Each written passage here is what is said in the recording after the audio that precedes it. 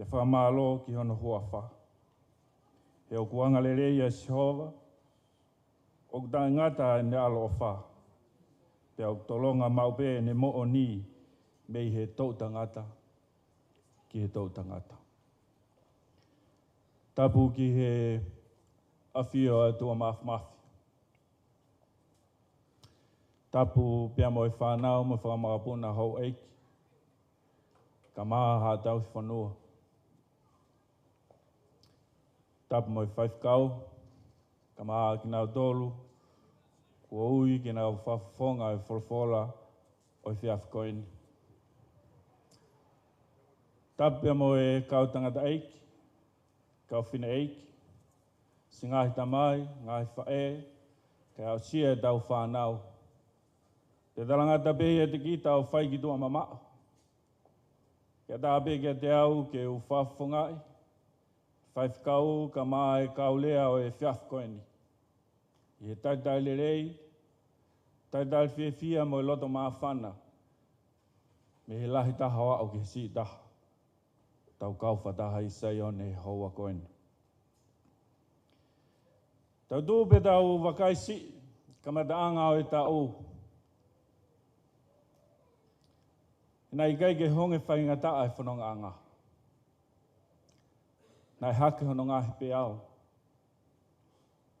Ka moni bere na e ongo me i taha kāreri ko he eiki pe. O kwhai ai ai lusia ki taulanga. I he whiawhkoeni. Whatawanga beke eiki. Hoko e ngahi kolofolofola kua teu i whiawhini. Kua ofanonga ia. Kia te koe mo whamiri, ki he ua noa, ua ni maha. Himi kua whiri ke kamata ake e ngau a ngau e whiawhini, kono whitungo fulu maa hiwa e himi. Himi whika whitu hiwa. Ka mau ia pa mo kātake o mea ke longe tau hiwa.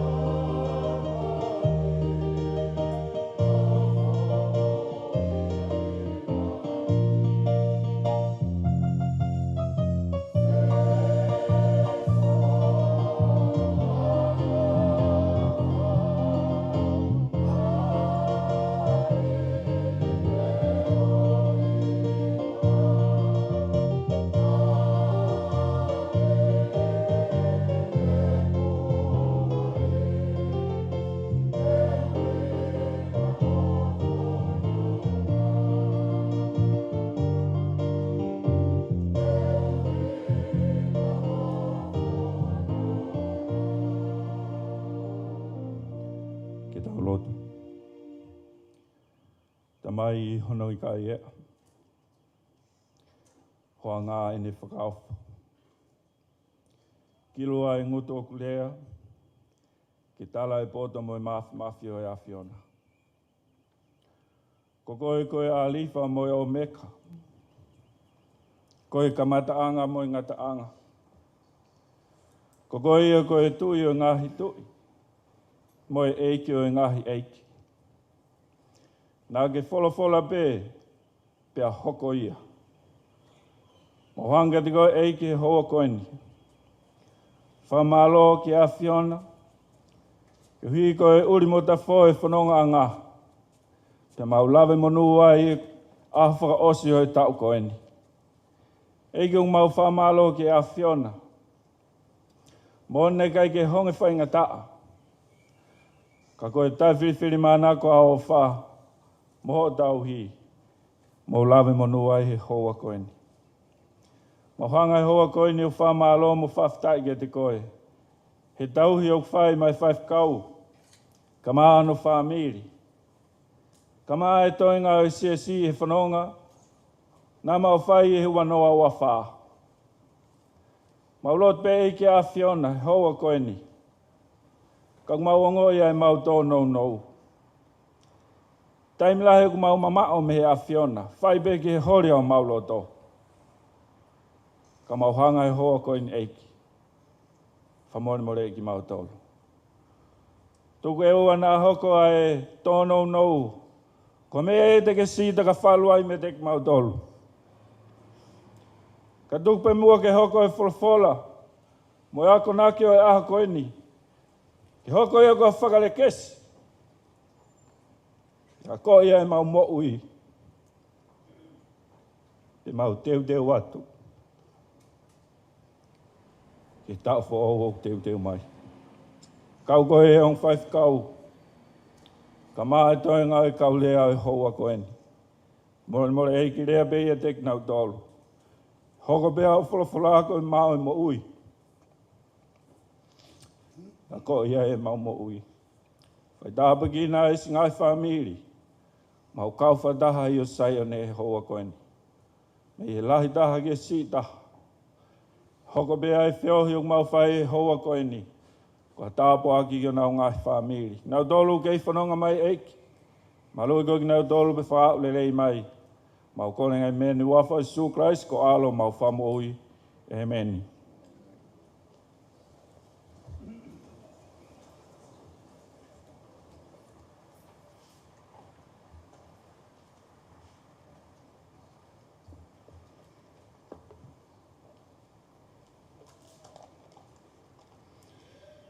Te ukole ke whamalmalo ati he tala whatapu ko toa beko o stala au whaki ati he tuunga malangani kai a tā mo oku ke u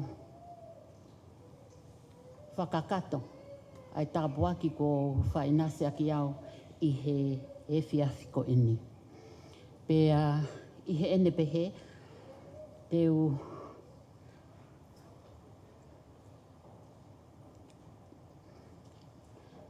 o mai le vai popu aki I he whiawhi ko ini, he talangofua ki he tutu uniko mai ma tautolo. I he whiawhi ko ini, o kou whia mai ha whika ke tau wakai anki ai. O kuia e whika, o kuia e kau whekumi I he wholofola ai o tua, o ku hui ak nau tolu ko e kau nimiology. Ko e nau whekumi o whekau aki mo e ngahi whika o ku asi I he tohi tapo. Ase ngahi whika o te mention about 17, 12, some 3. Ka koe whika ko mai ko he whiawhi ko eki, he whiawhi ki tau wakai anki ai. What is the message that they want us to know about a whika like this? Pa koe whika ko to o mai, o tala mai ai, o kui ai, there's a message, there's a hidden message in a number like this. And the number is number 40. Whika whānoa o ko o mai ki tau tolo. Koe whika whānoa, number 40 is a number of transformation. I'm sure all of you will be recalling back all the numbers that has been with number 40. Number 40 has been a number for transformation, not only that, but for preparation. Preparation, and not only that, and there's a purpose to be fulfilled by a number like this. Fika whānoa o ku tau sio ki ai, tau whakaukau ki ai, ka ku hanga o mai he whiawhi koe ni, ke tau wakaiange, o ku iai e tau mua, ai fika whānoa ki at ki tau tolu i he aha koe. Pe kai ke ngatai o tala mai, there is a gift for us in the scripture of a number like this. And it symbolizes kia ki tau tolu, whakamahino i kia ki tau tolu. There is a spiritual movement with a number 40 o mai he tautau. Pia he whekumi koe ni ai kau tangata koe ni hange pe koe tau ilo ki he kau skola koe na nau tohi e wholofola. O tala mai, ka aku iai ha konga e wholofola o ku nau hanga o tau lea aki. They repeat about it. There's repetition about it. Then that's mean o ku iai ai pōpoaki i he wahe koe ia. Ka koe ni o tala mai ka tau tolu, koe whika whānoa o mai ka tau. Pea lau koe ki he lau kia he ngahe aha koe ni o tala mai, foi whika whānoa e te au ni mangofulu ko wakai ki ai. It doesn't matter whether it's 40 years or 40 days and night. Ka koe koloa, koe whika whānoa. I he taimi koe na e whikawa he o tuā mō sese, pea mo e lone, ke na alu o mai e whanau koe a Israeli, pe mei ispide. Na anaha o koe ki ai, pe na i totonu lewa ke whanonga ai whanau a Israeli ki he toawha. I he nauha o koe ki he toawha, e hoko lewa e taimi koe testing time ki he whanau koe a Israeli. E hoko e taimi koe ni, it's a preparation time for them at the desert. Not only that, koe nau teu koe ni, he koe uhinga kuha, ko os teu he e o tuaia, a promised land, ke nau wa o koe ki ai. Tala mai ka tau tolu, nau wa o mai koe ki he toa wha. After escaping to the desert, they came, nau ha o koe mei ispite, na nau wa o, ha o mai ki ai e whanau a Israeli, o ku iai e ki palopale mai ai. There was a critical situation i he toawha. Na nau toi question nia nau tolu. Toi whakawhehui e he whanau a Israelia. Where do we go from here? What's the next move for us? Koe whehui akana. Ka koe tau ilok tau tolu, koe nau hau, nau te waki atu, ki ha whanua o i tala o wha, ke hanga he o tua, o te teu mā nau tolu. Aia koe tau wakai ko ki ai, there was a problem with him. Nau sia ko ki ai, na e hanga lewa he, tau tupu ia ko ni, pe na e hao ko na Israeli ko ni, na nau hanga e nau tolu ia, o toe waka ii, nau toe hanga nau tolu whakawhehu ia, ai taki ko ia, ai o tua kia ki nau tolu. Pe na nau hoko lewa o tala mai kia ki tau tolu, they were wandering. They were wandering around the desert. It wasn't a journey. Pea koe hataha lewa o ku wanda ia wheitu hu whanga whatapu tau ilo tau tolu o ku alu noa ia pe o koe ke ilo ia ai wheitu o koe e alu koe. Kana i hoko ia ki he whanau koe na Israeli i he toawha. Fo i tau e whanoa. Koe whanonga na i to tonu pe ke si pe hono aho ona. Pea na wau ki he whanua ko teu he otua. Ka koe hea mena hoko, koe tau e whanoa e nau takai e nau tolu i he toawha. Pea tala mai ka tau tolu, pea nau tali lea vai. Tala mai ka tau tolu i he tohi ko ia ano mipa, wahe taha wha, vese tolu ko ia ki he tolu mo tolu wha. Pea e alu whano peho o mou whanau i he toawha, i he tau e whangofu. o fua ho o mou whiawaki, kai oua ke osi ho mou anga i he toawha.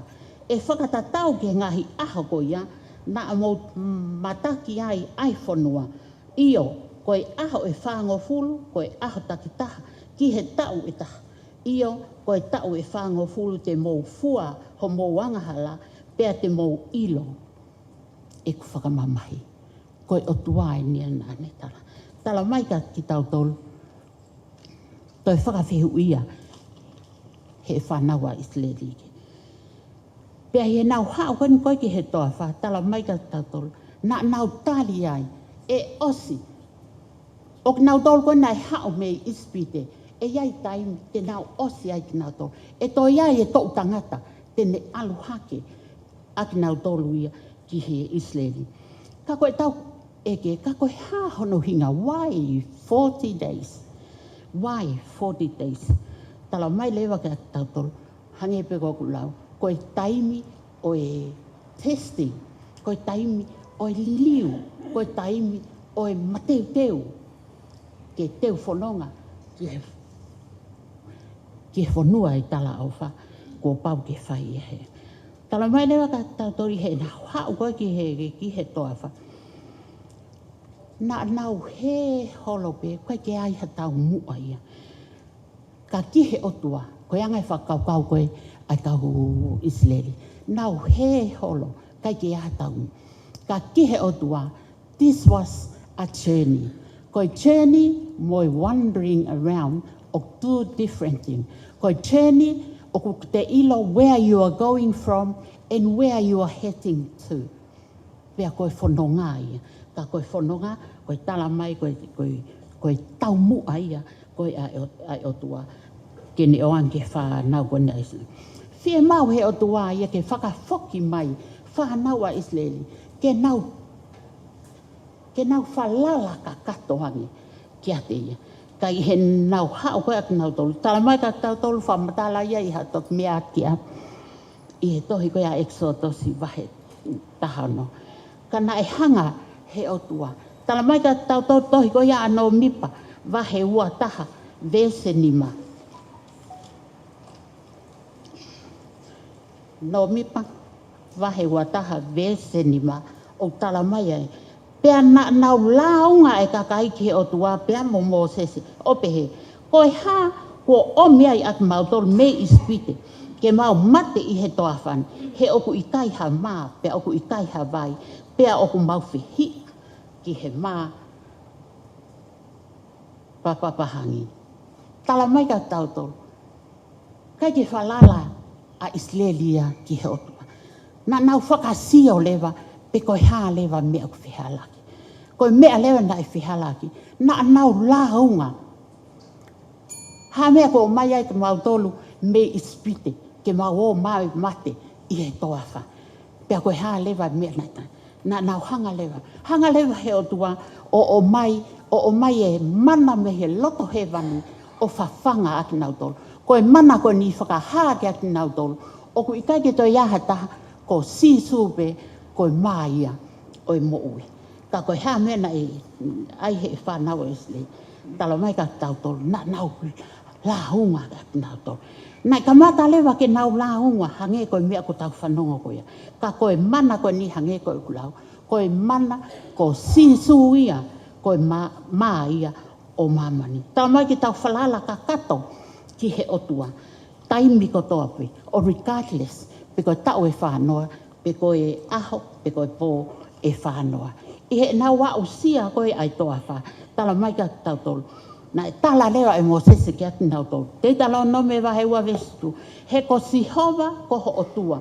Ko ne tāpua ki i koe. Ai ngahi ngā ue ko toa pe aho nima o kune awhioi. Ho o ewe ewa i he ngahi toa wha.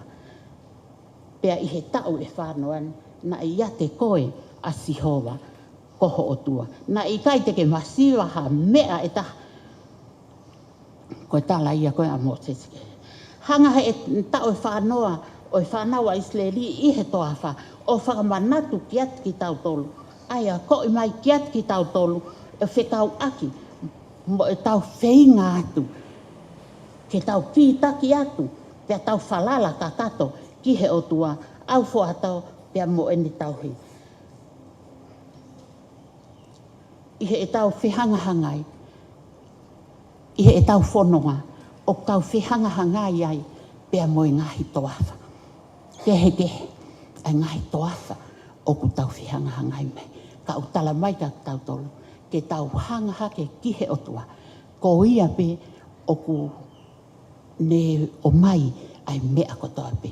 Pea ko ia pe, o si ai ene whau ke atu tau tolu. Whanua e tala o wha, ko ne o te uia ma atu tau tolu. Mahalo pe, sometimes we fail to appreciate what God has done for us with our daily provision.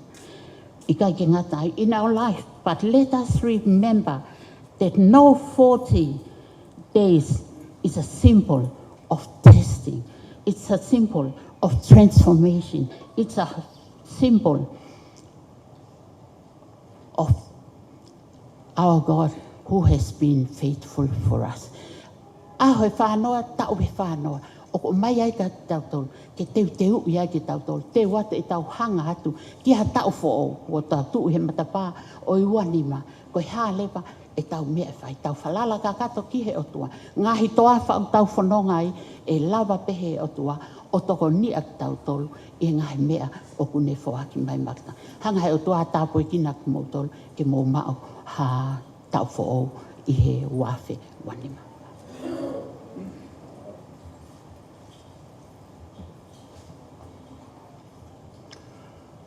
Kore ke u huvanga doai behe ngai talwhatapu ko si whakahoko ele tā kamata e Malanga whaostau e whiafkoni.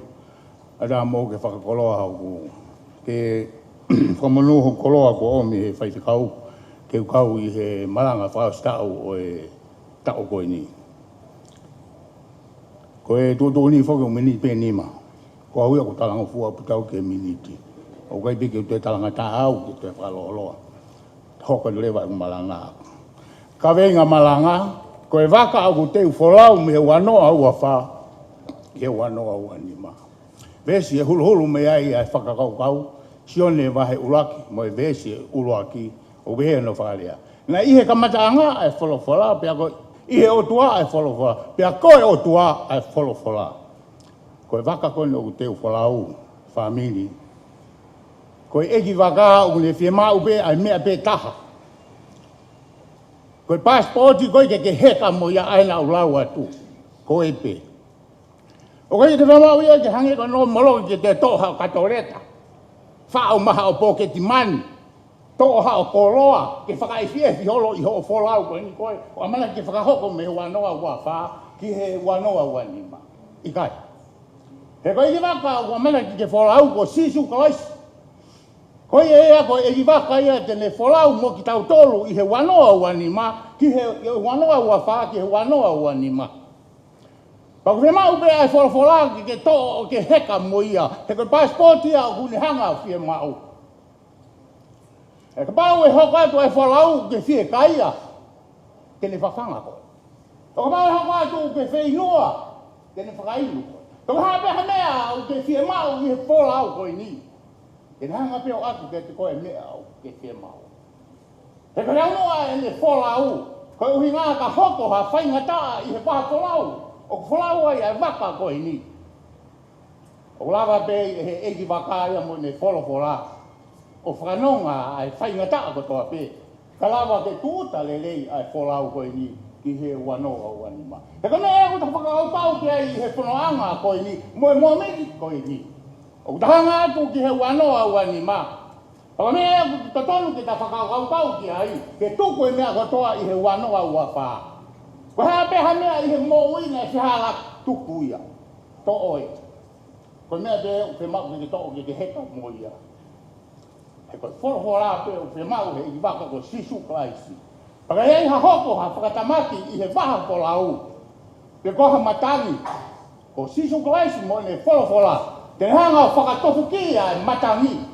Ka lava ke tu uta ai wholau koe ni ki he wanoa ua ni ma. He koe wholofola ai o tua, koe kāpasa ia i he whaka koe ni o amanaki ke wholau ki he wanoa ua ni ma. Pea ka tu uta ai wholau ki he wanoa ua ni ma. Pea kahi ko atu ki uta, o ku tato ai wholofola, koe mama ia, mo e tuhuru, ke ta hoko tagi me Januari i Disema i he wanoa wani ma. Ke tāpakina o toa e wholofola, ka ke manatu ki ke to'o ke ai wholofola, o ke alu mo ia, ki ke hifo mo ia, i he wanoa wani ma. Amen. Kore ke hiwa ko ia ai piwai molo, malolo e ai vai mo ina e kore me he pai tau, ke hiwa e piwai molo. Piwai molo? O hiwa mo ko, malo.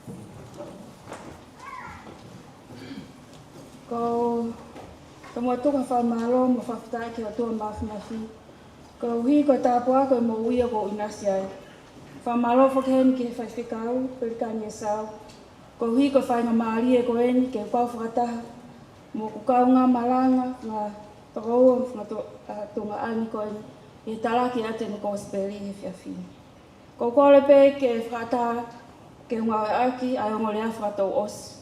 Ko uhi ko tau whanau mo ki nau tōlo kai lawa i le whakatonga.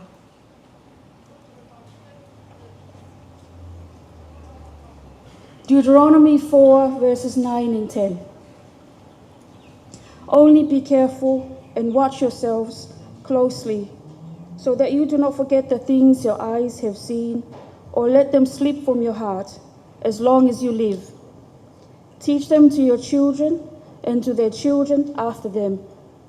Remember the day you stood before the Lord, your God, at Horeb, when he said to me, assemble the people before me to hear my words, so that they may learn to revere me as long as they live in the land, and may teach them to their children.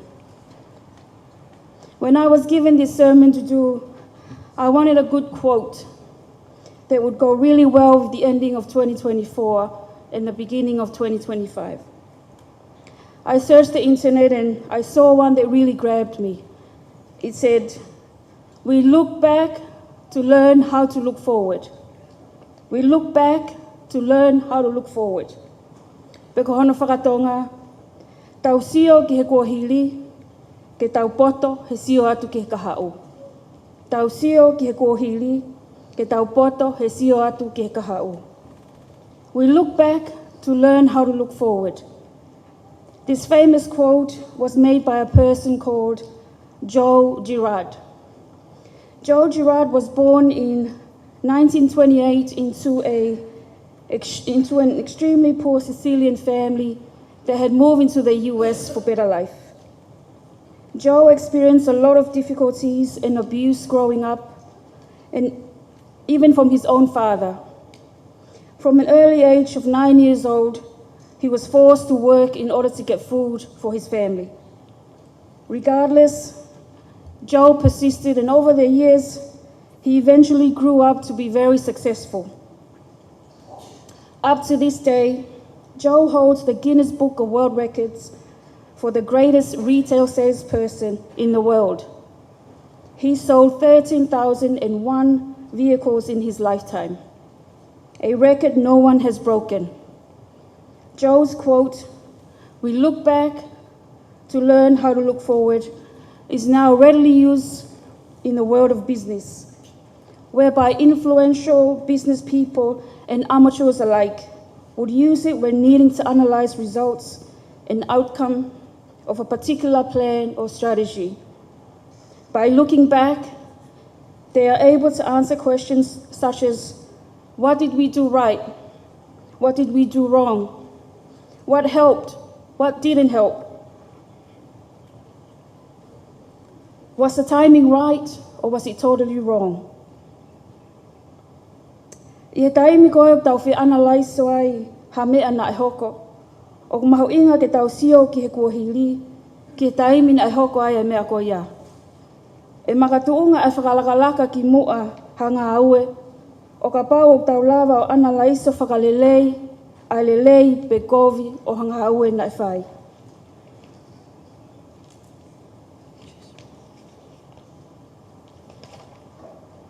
Ko vesi huluhulu e whiawhini, ko lea na mo sese ki kakai Israeli. Ko te tewen ke laka atu ai kakai Israeli, ke mau ai whanua ai tala o wha. After 430 long years of being slaves to Egypt, the Israelites were finally able to leave. God has prepared for them a leader, Moses. Moses led them out of Egypt. They crossed the Red Sea, they wandered the desert for 40 years, and just as they were about to enter the promised land, Moses was directed by God to speak to the people of Israel one last time, instructing them on what to do when they enter Canaan.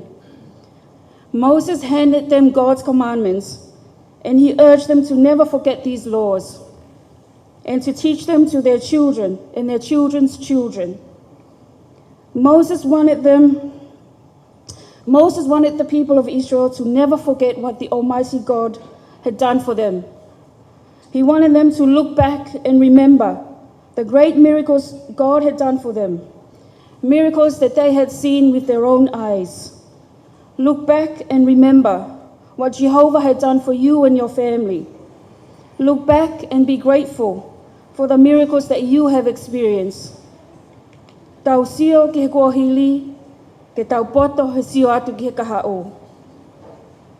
Ka ke wakai pe ki a te koe, pe a tauhi i he whamato ato ho lau maari e, te lia na angaro i a te koe a ngahi mea ko mamata ki ai ho mata.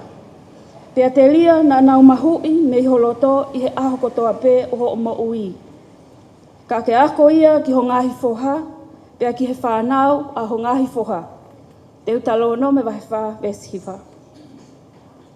Na tau whanongo ki he tala noa o tala voko ia ko Joe Girard. O tau ilo iai na e tupu whaingata ia, i kai tokoni hataha ki a te ia, kai whai pe o ne tupu hake, o hoko ko tangata, tuulelei i he malae o businessi. We heard the story of Joe Girard, who experienced extreme poverty and difficulties, but used his negative experiences to motivate himself and others into becoming something positive. And on the other hand, we have the Israelites. They were God's chosen people. God made a covenant with their forefathers that he would deliver them to the promised land. He chose them to be his people from the beginning of their journey to the promised land up to the very end. The Bible tells us that God was with them every step of the way. He protected them, he guided them, provided for them, fed them, and fought for them. In other words, Jehovah did everything. And now that they were about to claim the promised land, Moses knew that the people of Israel would easily forget about God, as they had done several times before. Moses urged them to remember how God had provided for them, to keep God's commandments, for God had proven to them several times before that he was their God. Ilo Moses, koe mō meniti ene mama o mihe kakai o Israeli, koe whokia e kakai ke tahi tampua, pea mo whakatupo hau ki he eiki. Here's a group of people whom God had chosen to be his own people. God himself dwelled among them and did everything for them, but they chose to abandon the living God and rather have idols for gods. As a Christian, reading about how God looked after the Israelites made me feel so in awe of God, but so disappointed with the Israelites. They had everything, but still they complained. What an ungrateful, self-centered, forgetful bunch of people. God himself even referred to them as stiff-necked people because of how stubborn and disobedient they were. But this made me think, am I any better? I'm quick to judge, but am I any different from the Israelites?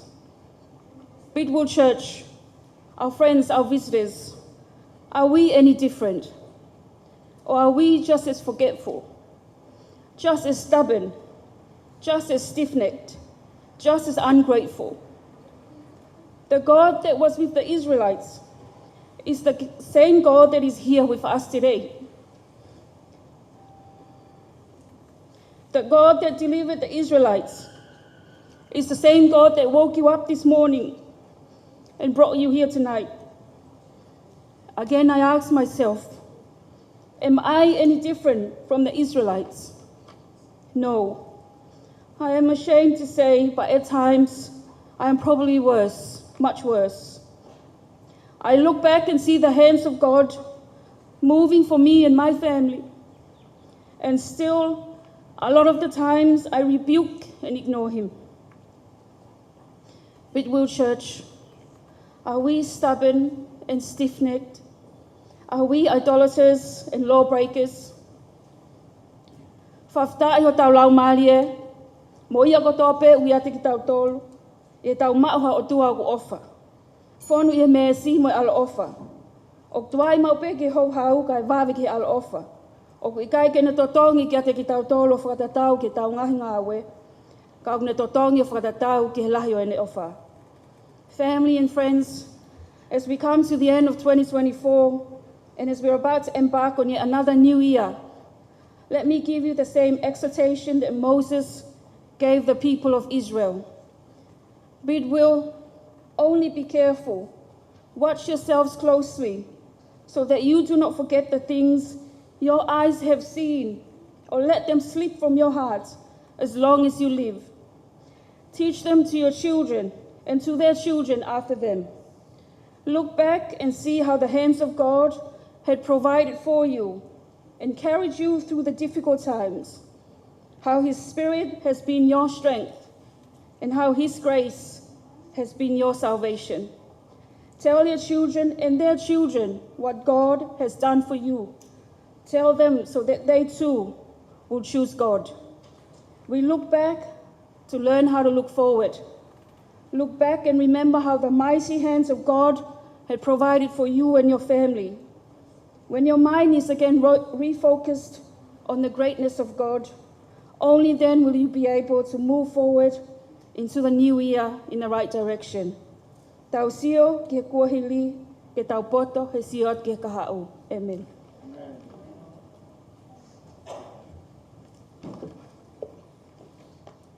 Oda yegi. Kore bege ufa malmalo te ngai tar fata puko swati modi. Kada be boku ke ufa fonga te malanga fika fa ko ni. E ga te fa lo lo ko nga ko no au ki tai mi. E tu bege ki hoko ke ki ves malanga. To me o le le asi sukares. Ana hiki to he ma ake. Fa va he ba ko ves no to ni ma. Ni pe ni ki fa le ya. Ba ku e fia fia ko ya na ne pe he ga te na tolo ke ta wo ki ka wa ye ta.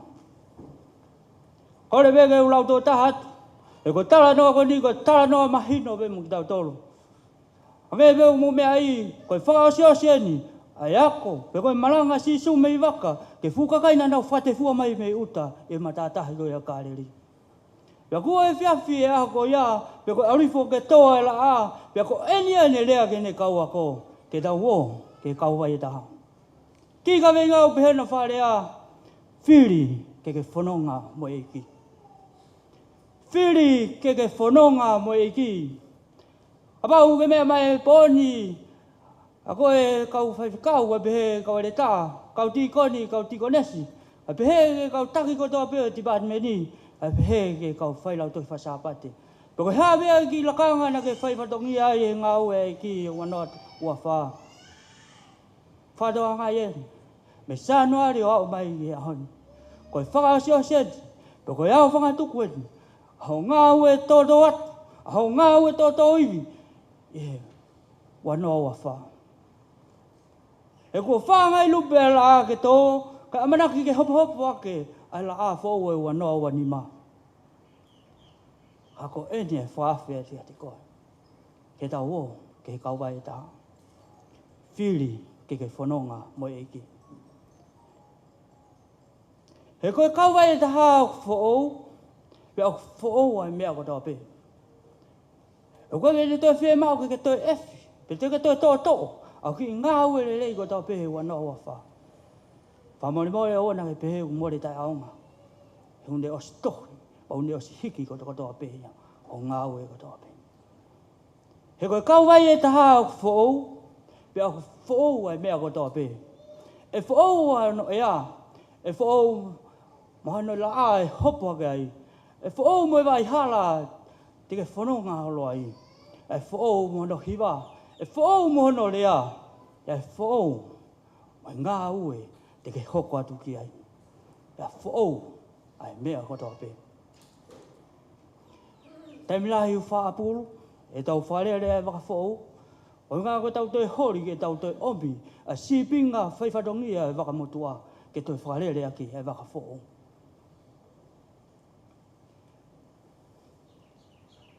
Ako eni e whawhi e tau tō. Ke tau o ki kau vai tā. Mantui, o waine who'o, ke utu pe, ke hina, pe ko haloto o who'o. Hoi e ka pau ke mea mai pōni a koe waka pehere ki motua whahoa atu. Lahi e tā taupi koe e whanonga anga. Lahi e tā tangutu he tu. He hu atu mo hu mai. lahi mo ta mau ia tai mi ako enia ne fafe wa to ni te ko ta wo ke ka vai ta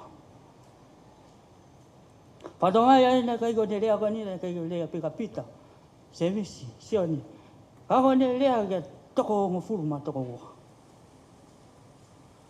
ka tui fa ba pa we mo tuan le ai go mo si tas fa ta ta ka we fafe po ni nếu ngay ta tô nâu nâu nếu ngay mà ta tô tô mau mau vậy tại mi nếu ngay ta tô tô là vaki kia phụ nông anga ha vita cái hulu nó bên cái hulu nó bên này ofa cái lai phao phao bên này cái gì mà này messi anh cái phao tàu của nó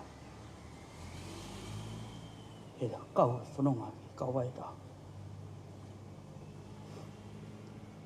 cái câu vậy đó o fo mano taimi ho ga te fe mau ke te ala to to fa ya fo mau taimi o o fe mau ke tau alo kamata nga we ho nga ke taimi mai ki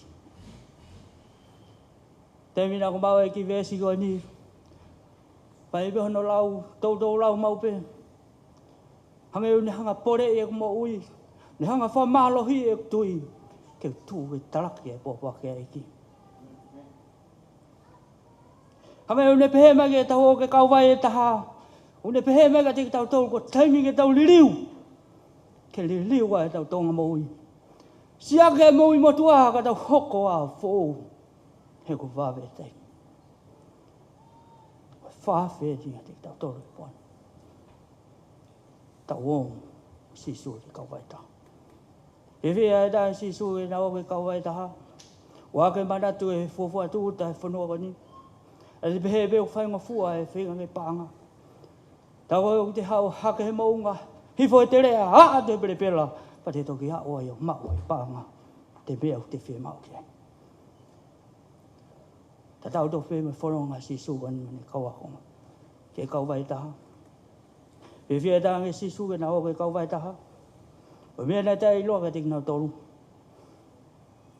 E taimi na wau atua hike vai o ngā maari e. Faya no tesi faya no sivi no ki tui tamai na to mai matangi a ke fu mai me peau ta vida ria ke no ki waka tamai he puna ka ki holo e kawako fai ho na poto akina tolu na ui me tahi o kina tolu ko pe he ko kau tau ke yo tahi o si ho na poto o si ho na ui o si mo na malohi ya na to mana tu ye ai eki ba hange go yo mo me ai tok fa fang wa ta sisu ne fa ke taf lo mi ai mo pe o ai ka ai o fa mana tu enti o fa to ga ga te to ka kristiani mon be yo tau fe da mai ke ta o ke ka vai e ta ha tama u hoko whainga taka. Hoko mai pare ma. O tu waha ia te tau tō. Mo ngā he tāpuaki o ne tō teo mo. Ke hua noa wani. Ke whanonga anga e hua noa wani. Ke whai ake hono tesi. Mo whai ake hono sivi ia i tau ngahi mo ui. Mo tau ngahi tui vai vai. Ai ua mua e hoko i. Ke toa he tau toka ngā me iko sisu karasi. Mai tui. Ko sisu ta tau bena e lea i uta. E na oge kau vai e taha. Sisu ta tau bena i waka. E ta age na whanonga. Muki nau tō. Sisu ta tau bena. Tene hanga whawhitau laki. Muki tau tō. Ngā tāpuaki. Hoi ai. Kai ai hamea e. Tene kamata mōni. Ko pau be. Ento Faka'osi. Alo tonga e tau whipaki me whainga tā. Alo tonga e tau whihanga ngai me parapare ma. Oa te tau han. Haua mo te tau launga. E tuku peke hoko ia. Ko mea ke whakalahi. O te whamalohi ai e tau tui.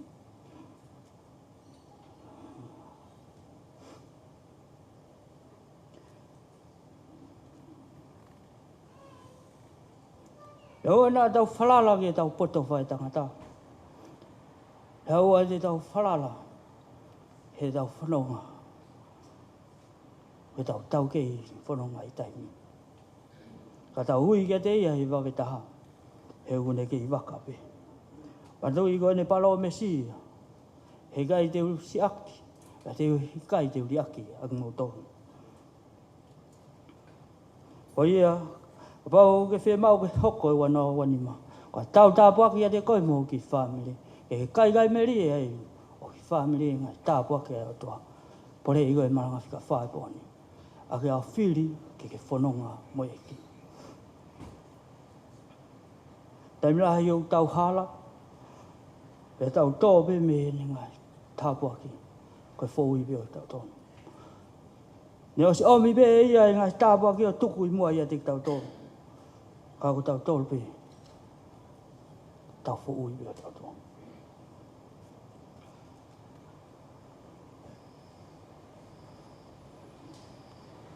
Aku tau wha hewe me iai.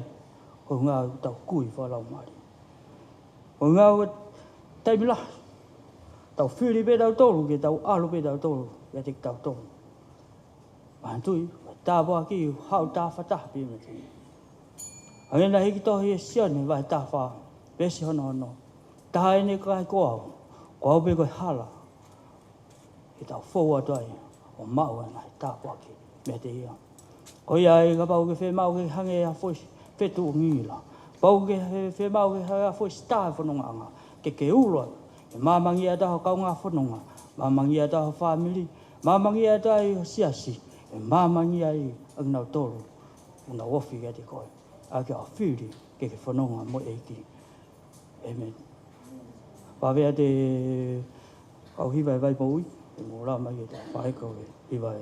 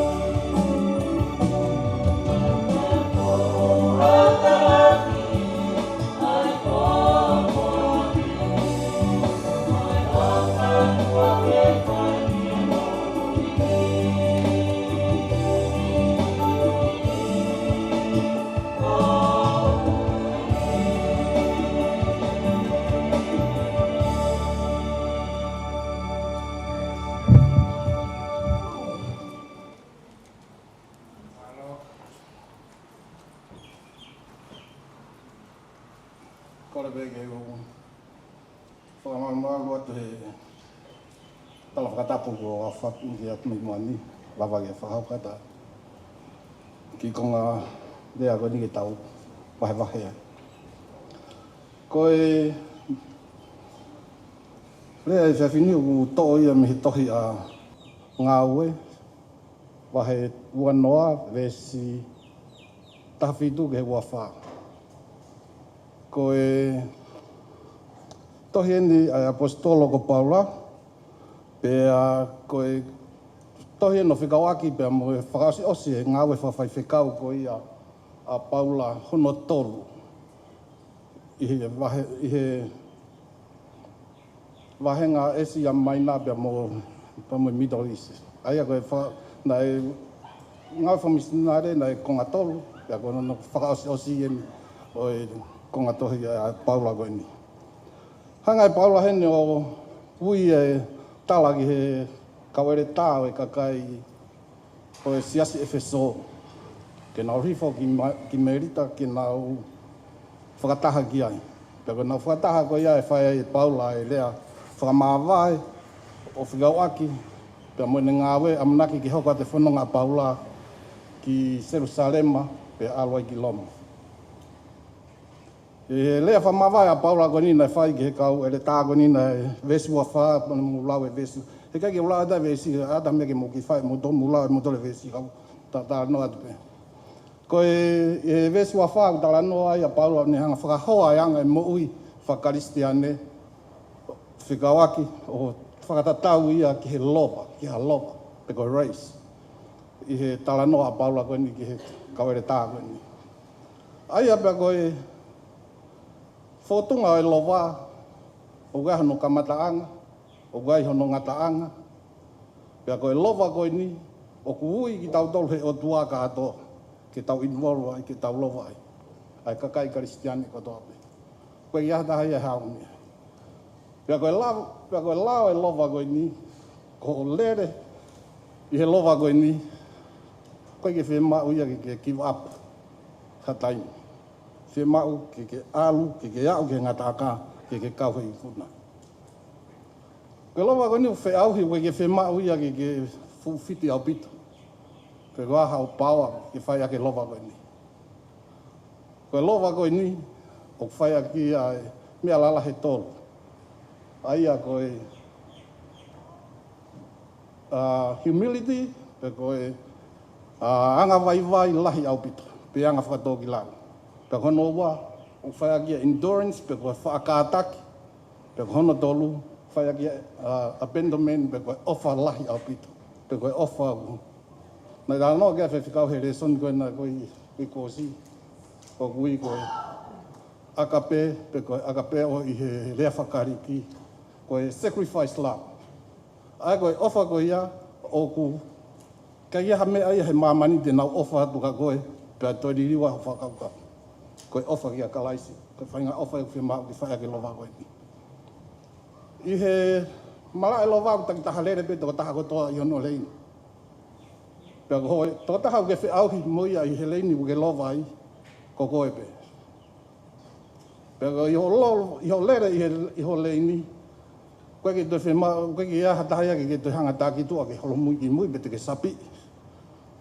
Ke toi holo ke tō ki mui, i gai. Ko koe toko taha pe au ke lere i ho leini, pea ko koe toko taha pe te ke whainga ki au ki ngataanga e lova koe ni.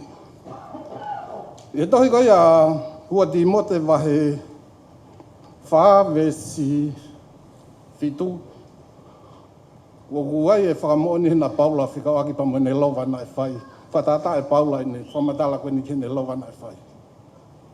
Aia koe te weni ki hanga e mpola o Loma, e Nero, o Tamate a Paula, ke tūsi o no ulu, hufanga whakatapo. Pe hanga e Paula talai, ne whamatala koe ni i he vesi fitu e tohe aua Timote. I have fought a good fight. I have won my race. I have kept the faith. Ai ako hange koe mea koe na whamatala tue ki ai. Koe i he vesi wana tala tume tawhitu ki mo taha walu tala no Faka'osi e Paula ki he ne rea fa ma vai ko ni ki kau ere tā ko ia ka kai Efeso Faka'osi ba mo tanga ine hanga tauhi mo no Malanga i ai kosperi i Asia na ne ngawe ake humility pe ko yanga maulalo au pito ko yanga maulalo o hau ia operate ia i he laumari o kalaisi ko pore porque anga unganga ka fielahi porque unganga ko taha o ke operate leva ko i he laumari o te volo ko taimi ko ke no fai api ke whakapiko he hau ki he lotu porque taimi ko ke no fai api be te whatoto muia ke lau te whasapate porque taimi ko ke no fai api ke fi alu ko ke ngai whakataha anga e lotu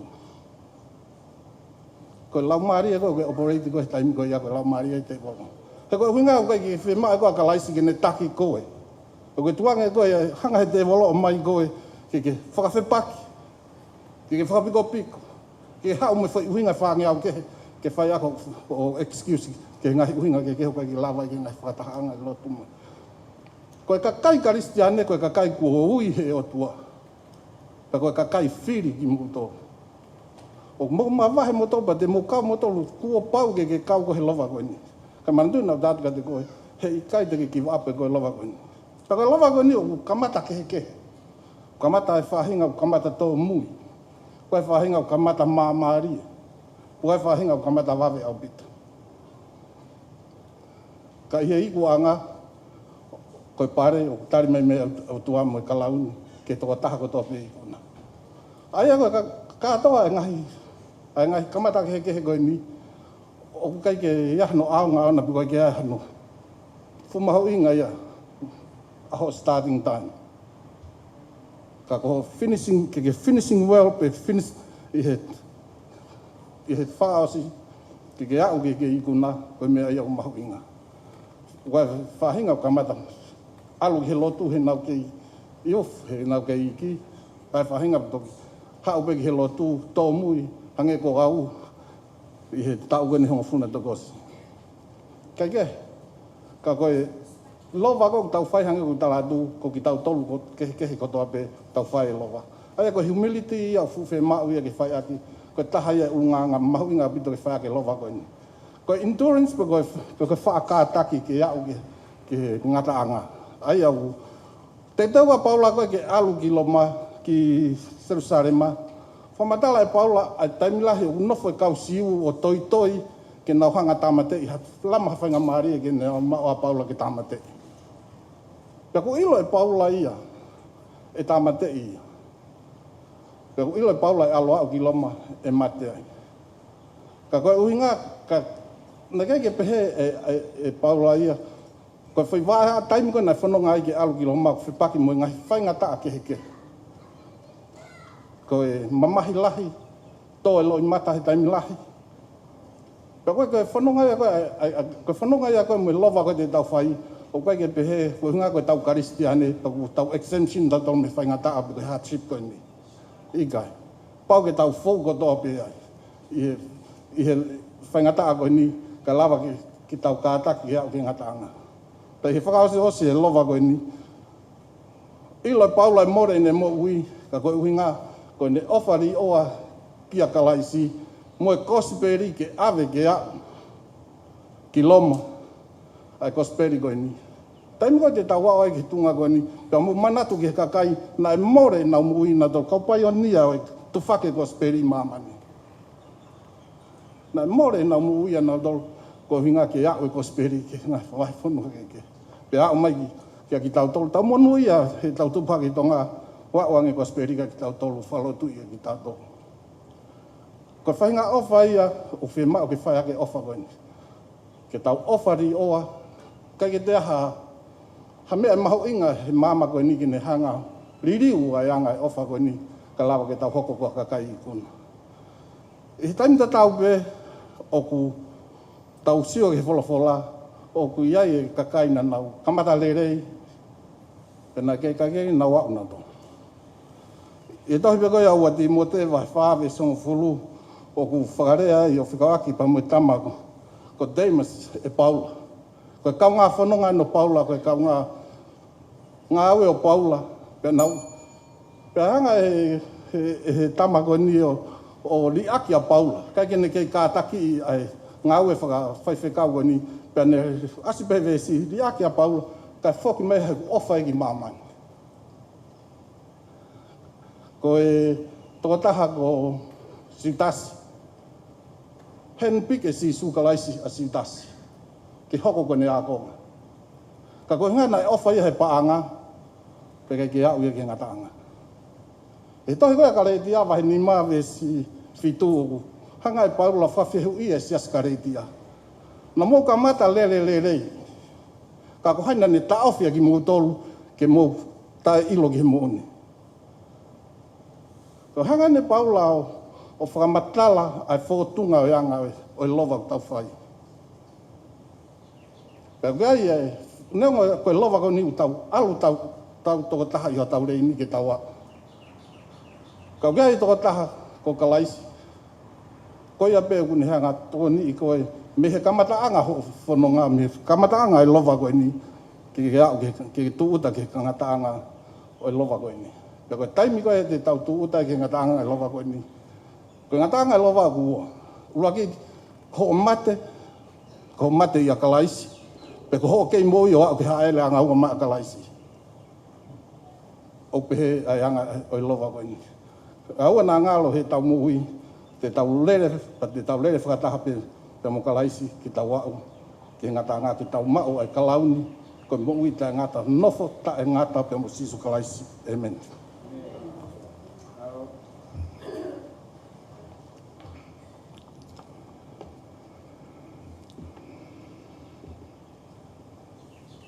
Kore ke whangata pe ngai whatapu o sionoa whak ni kau whaanga ki mua. Kai atanga ke tau ke hoko tai pe ai atongia o tuku mai ke mau wahe e whiawhini, Malanga e whiawhini. Pea ai pe mau hu mai he tā mai a soene o tua. Ko hanga e tamai soene. Brother, o ko whima ki taimi ke loa ke aunga e teu. O tāhanga sisi. O tia tokanga mea. Tu ke walu peo ki say hello, say goodbye. O pautangu tuaka ke hau ko hokate ta taimi. Ai ke koe, o lau ke tāpuaki ma peka te au. Lawa ke u maa e whakamari e peheni. Ke u kau whakataha i he wahe wholwhola i ki. I he whiwhini o ku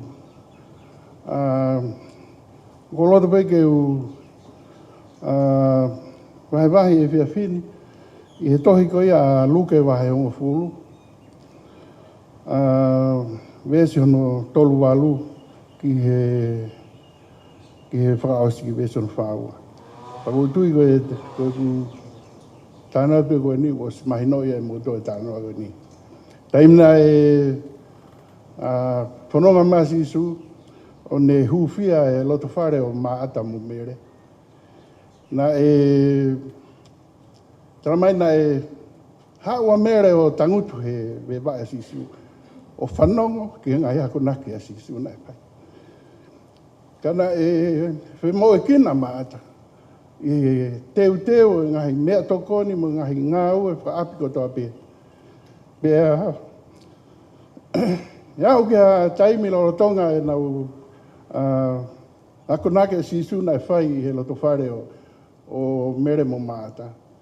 Na e ongo e maata maharu ko ongo sia. Pea na e hawa e maata o rea ka sisu, o tanga sisu. Ka tupe mo ke ulau atu ai vesko ia.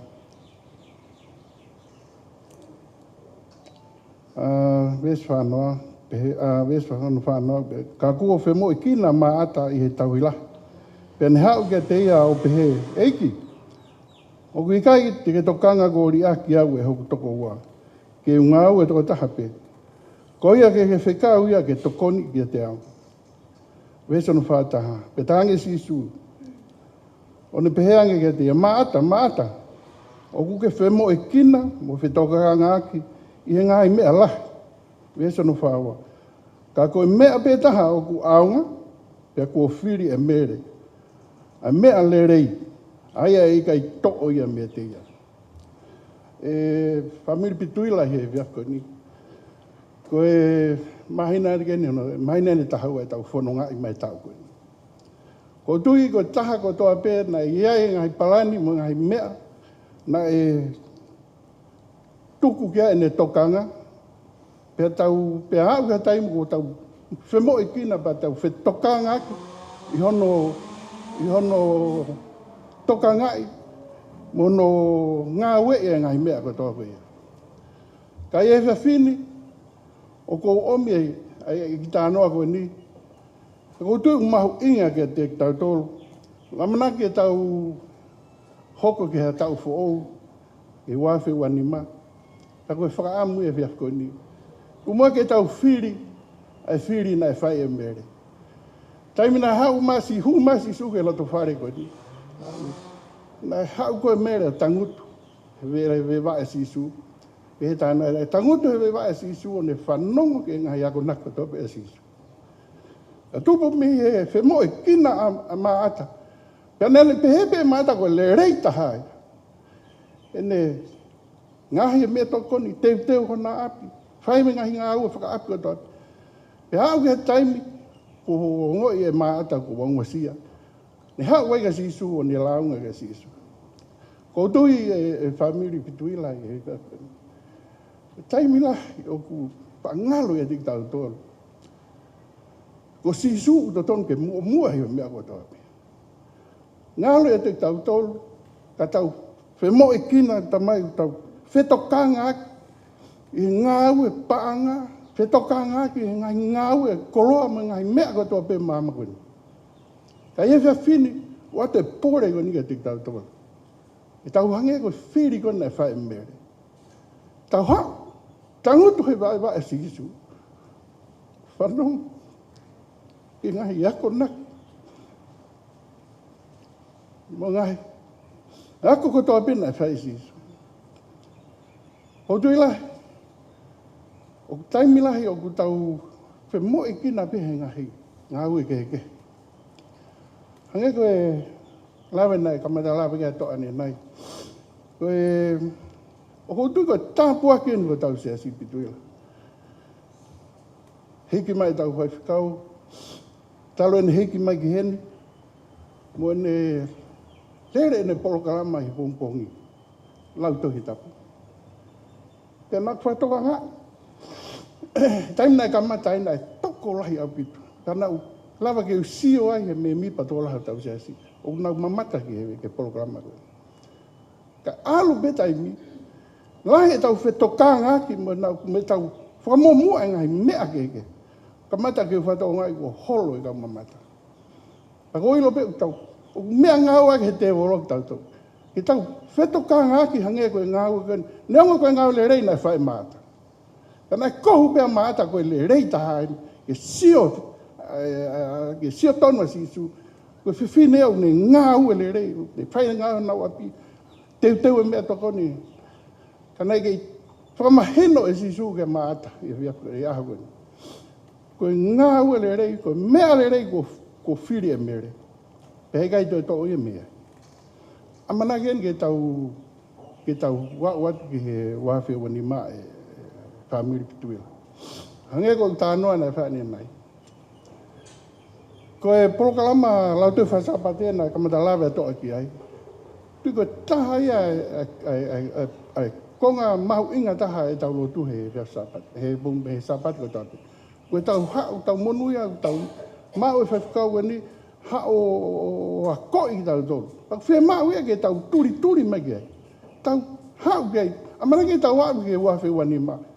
Koe whakaamu ia whia koe ni. Tau hao ke ai pa tau whanongo ke he ngai ako naki.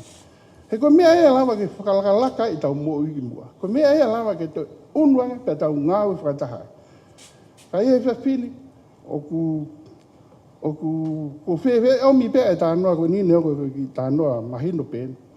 Koe taimi lahi o ku mo ua hau tau taimi he ngahi. Whetoka ngā ke ngai mea ke heke.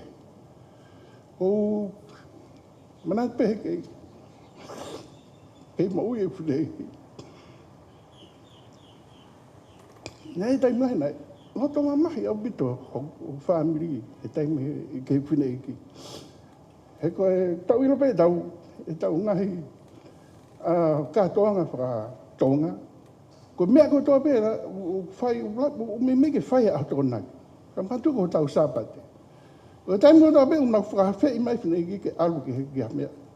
O ke pē tēnā pe whinei ki ia taimi.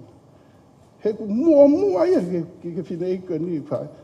Ke alu e ka sisu he sāpate. O kai ke te a mea mau, ina ke te mo ui.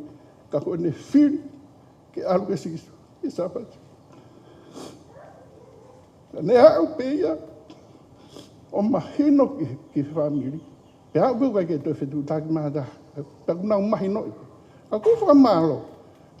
He ko nengo ko malo lo whinei koe. Ka ku hoko ai pēia te hau. Pa ko lau au ke koloa. Weke tō he lau he. Mea ku nau si ila e nau tōru. Ko ku asa apate. Ko ku family. Pa ku api ki tō e kau kaha mea family he. Koe whiria. Kai ngā lau te he pēa. Ko mahino e si isu ke maata. Malo apito pe ngai lere, malo apito pe ho fai patongia. Ka ku mau inga ke hao tau ke tau whanong. Tumo ke hoko e tau fo o amana ke tau hoko ke ai. Ka pana tau ke whatō mui. Ka pana tau ke whe mo e kina be Facebook ka. Paia ke veu si lere mai programa whai kau pai whakalaka. Whe mo e kina be si o politiki mo ngai mea pe. Ngai mea mau tai. Tarangi sisu ka mata. Ko whiri e mere e mea lereita. Ko whaamu e whia whakoni. Tumua ke tau hoko atu ki he tau whoo. Tau whiri. Ka pana tau tō mui ki he lotu. Tau turi mai. Ka pana ki ahangai mea tau whemo i ki nai. He mau pike tau ririu. E tau whakata. Te lava ke tau ngāui whakata. Au ke tau kau whatahe na taitari o tau eiki. Pura anga ne te uteo mi rato. Amen. Hawhi atu e Benisa, ka hua Benisa, ka tako whakau ke tau e maa.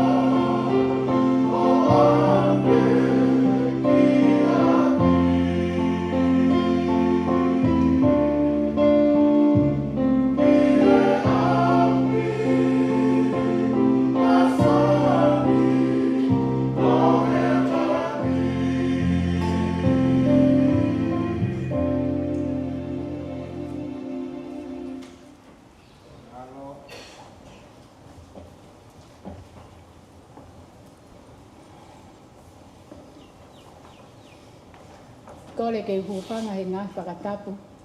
Ko osa ngā whake atu me tunga malangani. Kai a tā mo oku ke whakahoko atu ai malanga whika fitu I he whiawhini. Koe kawe inga ai ki poupou I he whiawhini o ku pehe a hono whakalea. Koe tui e koe tei. O ku hulu ia me he tohi a he pelu wahe tahataha vesi uloaki. O ku pehe a hono whakalea. Ko eni, koe tui, koe tuunga ia oi ngahi mea o ku tau a manaki lelei ki ai. Koe whakamooni oi ngahi mea tae hā mai. Koe tui, o kou omia e ko ngai e tolu.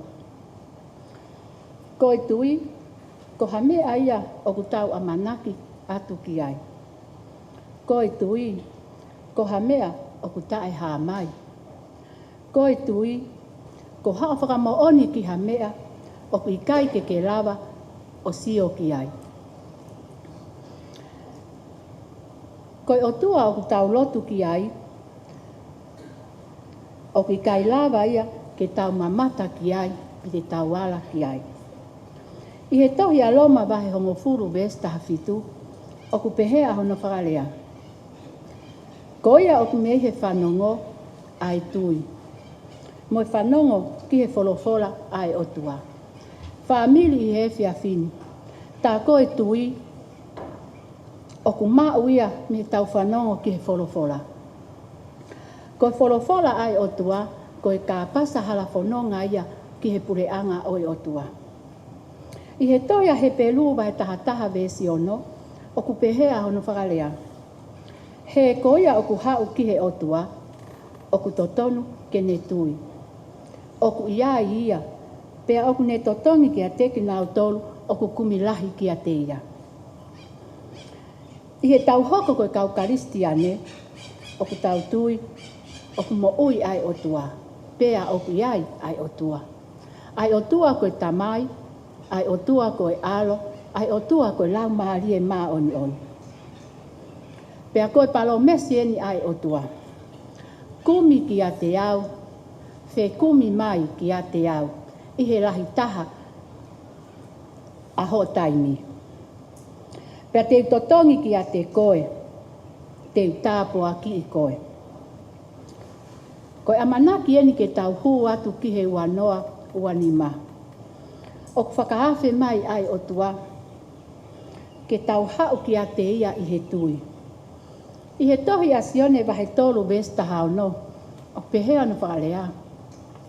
He nai o whapehea ai o tua ki mamani, na ane whoaki hono alo tofu pe taha, na ane whakatupu, koe uhi, koe a kotoa pe e tui ki a te ia, ke oua na auha kane mau ai mo uita ingata. Whakawhetai ki a sisu ka laisi, koe aloi o tua. Kua hifo mai ko ho tau whakamo ui, pea ke tau mau ai mo uita ingata. Whamili I he whiawhini. O ke whi mau nai ai mo uita ingata, tui ki a sisu ka laisi, pa te ke mau ai mo uita ingata. Pea pehe e sisu, ka pau o ku mou ofa ki a te au, whai e ngai whekau. Amen.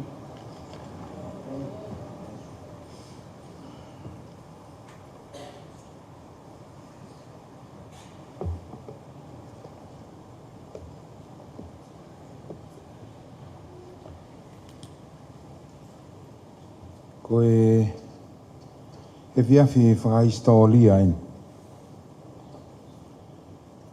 Kono whakaistoria tau kei mau kotoa e manawa e mo ui he o whātātā pēa o tua. Amen. Kono ko ose taimi kou tāmai he.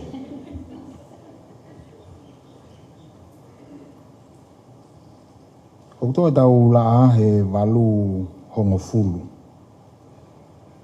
Pe koe taimi he taimini.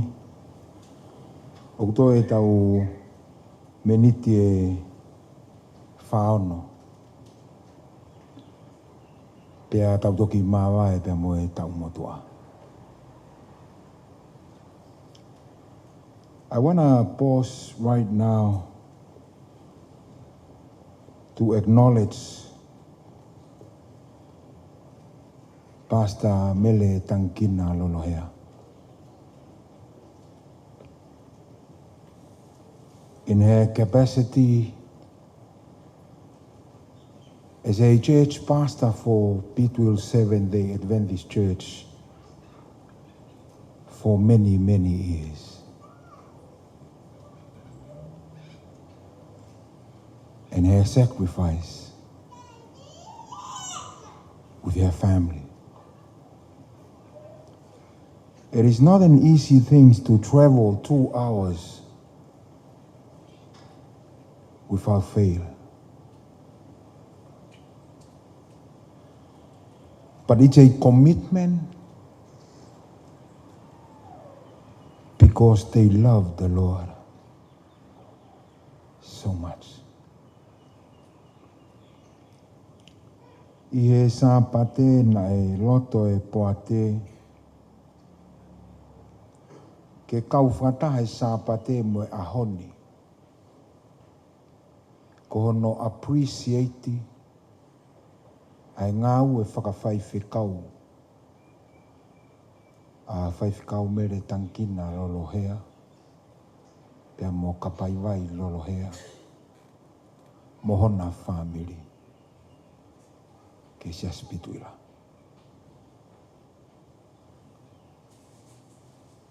Officially at sunset,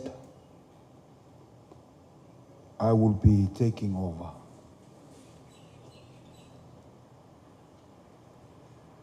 as the church pastor for Bidwill Seventh-day Adventist Church. But let me say this.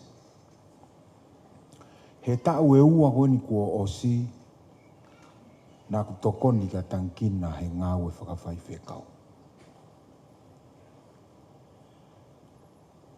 Ulaki awe na kutu utai he niwe ta mai tankina whai whekau. Ta lotu peki he eiki. He ko ene taimi o ku te eki ai whehalaki. I want you to bear that in mind. That's the title of my message to conclude 2024. God's timing is never wrong.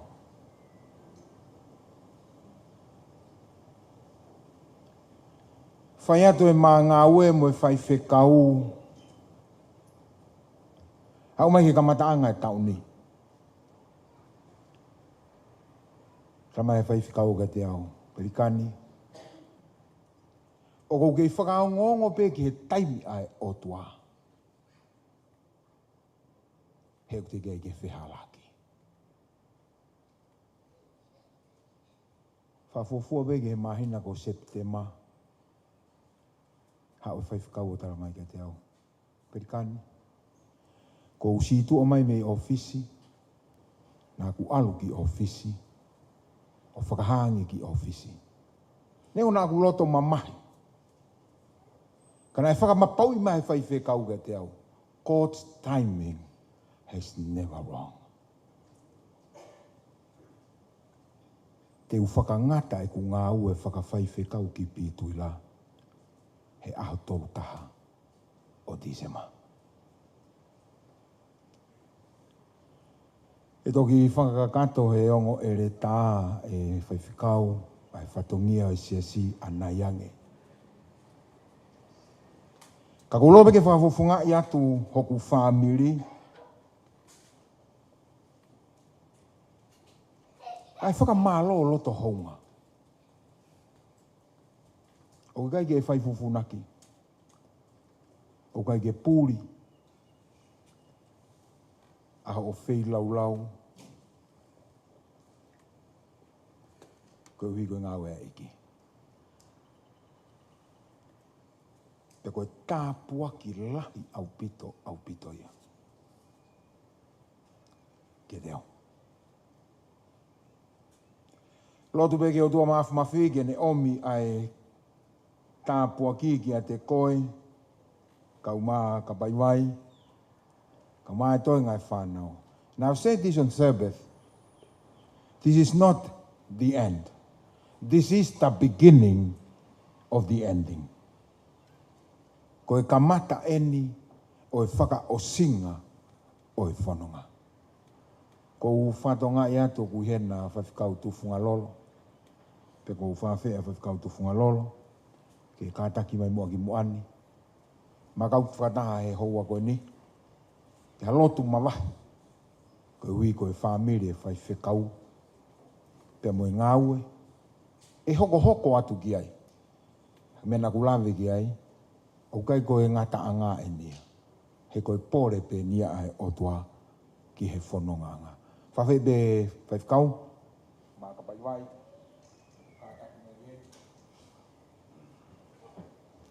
Hene whanau. Ai whaiwhekau. Kapau ko wofu mai heni. Mai ni o tōku o tonu. Avila. Siria. Aine. Lulu. O whee toa.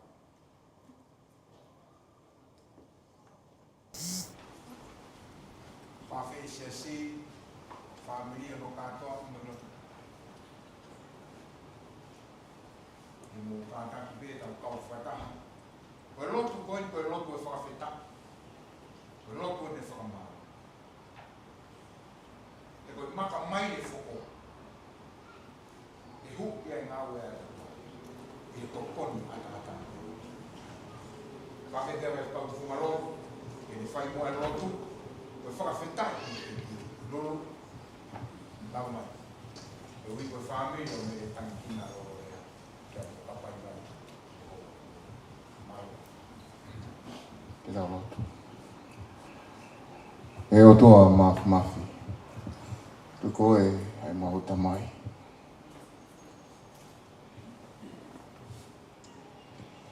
O mau punohu ke te koe he hoa koe ni. E loto whakawheta. Ko ia pe koe lelea e a Fiona. Ne whakafou mai ke te mautolo i o Sevaniti. Te mohono whamiri. Pene ongo kuongo ke te mautolo. Ngari koe ngalu tuku e nau whaifatongia. Kai whakawheta i eki. E moni pe e rea tonga. O ku mapaki e wha. Kau ke alaha. I he ngahi tako. E taimilahi ne whaia e ngāu. Ne whaia e ua whatangia utu mauko. Ka koe uhi o ku mooni pēa lea. O ku tonu mau pēa e taimia e a Fiona. Pēu mau whi whakamooni a kotoa kia e hoa koe ni eiki. Ka ku mau whakawheta i ko iha koe ngahi taimi. Na ke o mea e whainga maari e ka te ki mau tolu ke mau ngāu e whataha pēa mo e sevani ki e a Fiona. Ke whaia i ho mau whakahino hino. Whaia i ho mau whakalotolahi. Whenonga koe tūngā e koe ngalu tuku e whai whatongia. Ka mau hapai hake kauna ngā. Ta mo e ki mo e toe ngā e whamu. Tu mua ke hoko pehe atu ai pehe. Ai tau, ai tokonaki, ai tataki, ai a Fiona, ke family. Mau ilo koe anga e whakaria koe ngata anga e ni e whai whatongia i heni. Ka ku kei lolo atu pia kei ai palani mo e whakatutu ui a Fiona, ke family. O koe maulo tūpe ia iki. Ke iofi ka teki nau tolo.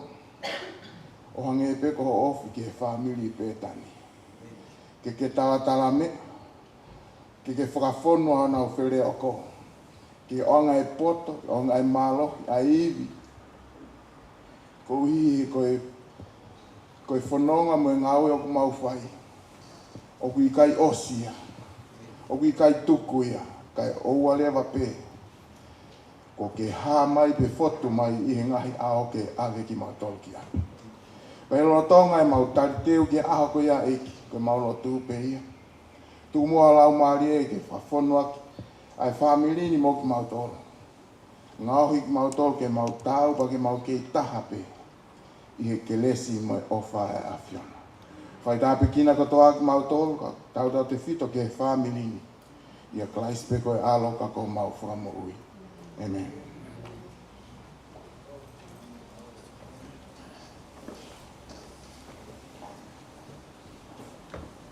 I he whainga maari e koe ni, ko whawhi kau tala wau, ke nā ukataki mai he taimin, o mai he tauhiwa, pea toki hoko atu e whakaosi koe, a e tau whakaosi tau. Kau tala wau, mou tu mai rewa nā kanseri o mou hiwa he taimin.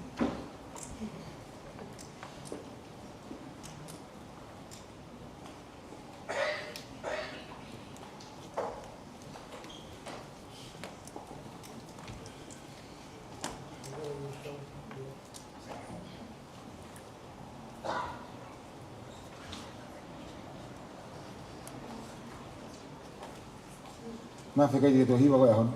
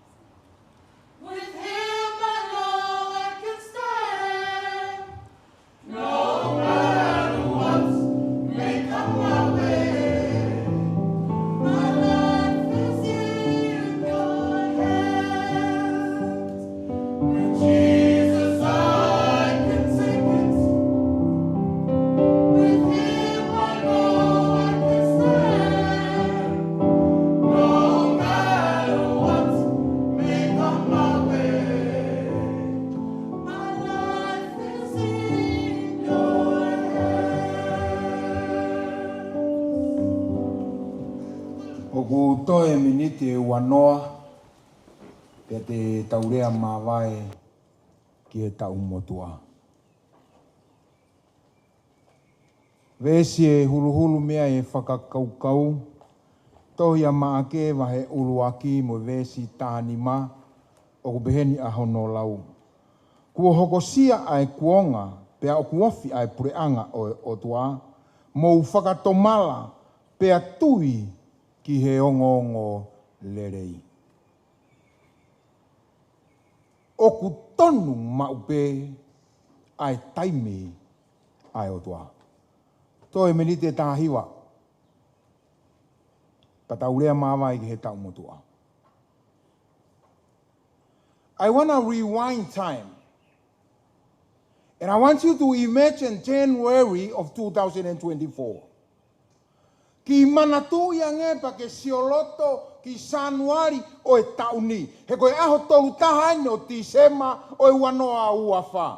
He miniti e tahavalu o kutoe te tau sei kupai ai ki e wanoa uafa. Manatu ia nge, whanongo nge pe te ke whanongo ki e lotu koe ni. O kuteu ke whau hoku waka ka oku i kai whiunga.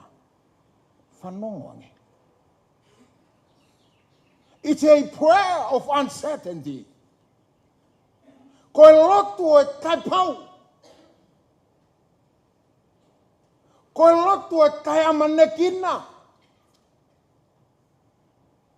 Ka koe lotu e anawa. I want you from January of 2024 to fast forward to the month of June. Listen to this prayer. Oku hautu ai waha mohono peau koe ngoto e ni kua pau. It's a prayer of fear. Koe lotu e manawahe. Koe lotu e veiveiua. Koe lotu e siofaki ki e whakamoui ki he otua. But God's timing is never wrong. Ka koe taimi ai otua teki be whihalaki.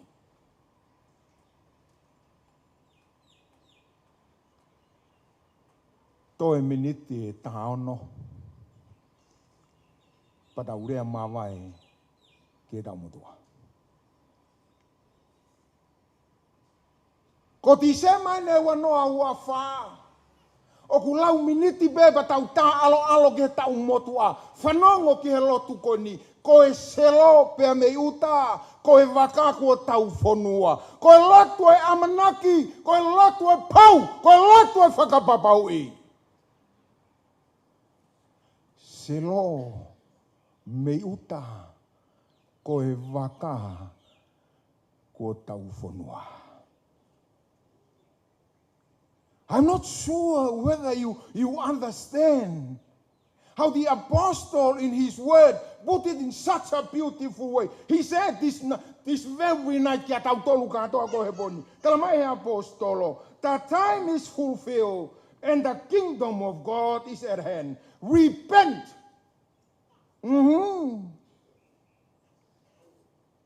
The time is at hand. He wikai hala taimia e otua. Kua hokosia e kuonga. Kua ofia e pureanga o e otua. Whakatomala. And I love the fact that the apostle emphasized on the fact that each and every one of us who are present tonight, including me, repent. It's about time to repent. Toke si o mai kai talange. He kutoe minite tahani ma. Patau mawa e moe tau motua.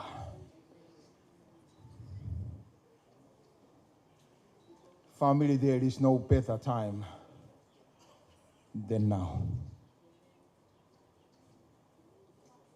Kei te ha taimi e le leange ke whakatomala. Ka koe taimini. O maari ia he ngahi whakakaukau o ku omi he kau malanga ki mua. hono whoko tuu e ngāhi tau mua. Ke whakamaunga kia i e hiki whanonga e ua noa ua nima. Ko wakawakai bea wakai kia misi. Ka se misi ti koni. Ko whakaamu bea whanongo mama teo. He koe pore koa se misi o kupeheni. Tawo moau ke kawai e taha. What a beautiful challenge. Talamai e sisu. Koe wanoa ua whaeni. Ka tawo moia ki he wanoa ua nima. Koe pore koe a sisu. He ko wilo e awe hala. Ko wilo e hake. Ko wilo e hifo. Ko wilo e perepela. Ko wilo e sinou. Tawo. Tawo ke kawai e taha. Moau. Kai ke talamai e sisu ia alu pe koe whaiwhekau. Kai ke talamai e sisu ia alu pe koe tikoni. Talamai e sisu ia tawo. Talangi e tō taha o tawhaki. Tau alu mua ki he kawai e taha. O doi minite e taha tolu. Te tau lakasi e tau motua. Whawha ia o he tangi au tau ke te. He tau wheka maki he ngahi maari o i mo uhi koe ni. Mate au he ofa. Ka koe ne a koe he wha o tūri koe lori ke alo ave ne uta. Koe ke tatau e mo ne tūri ange fitu he pongpongi he lotu. O ku tau wheka maki he ngahi maari e koe tau whaka kau koe mea leleia o i whanua whanongo. O ku tau whoko tu u koloa.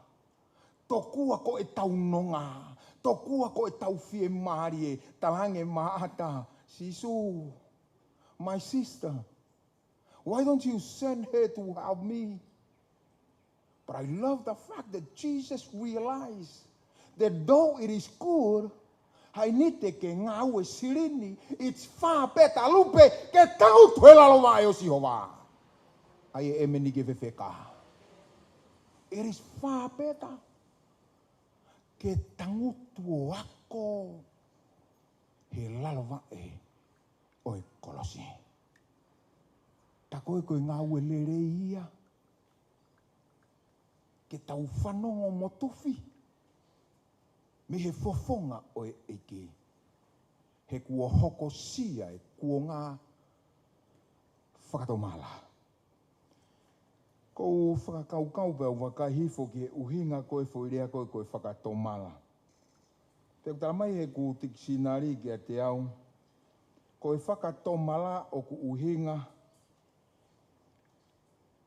Koe whakamea pango ia uluaki. He ulunganga na ate mo uai. Kau peke te whakamea pango ia. Ua. Pea te tafoki o ikai toi whai pehe. Ai ki honga ki connecti e whakataha mo e ngahi pōponga ki koe ni. Hange pe koe ni. Toi miniti e taha. Pa tau mawai pia mo e tau motua. So hange koe whakato malai ni. Koe alu koe ni e tau motua. Koe tau tu uta koe ke he wafe wanima. Kuke pehepe. Man, how I wasted all those days. How I wasted all those Saturdays. How I wasted all those early devotion morning. Now you come to your sense. Pia ke pehere waka te koe. O kou whaka mea pango ia. He e ku mau i ai taimi. From now on, te mahu inga ia he lotu he aho toko naki te aluau ki ai. Emeni, ake whewheka. Kua hoko sia e kua ngā. O kuofi ai pureanga o tua. Whakatomala. Pea ke tui ki he ongo lerei. O toi meni te hongo fulu. Pera umawai. Pea mo e tau motua. Ka tau tu uta i he tau fo'o. Ko rea maria ku whai e Timote, he talamai whoku hoko sia e kuonga. Ko ha e kuonga, ua Timote wahe tolu vesi ulua ki he nima.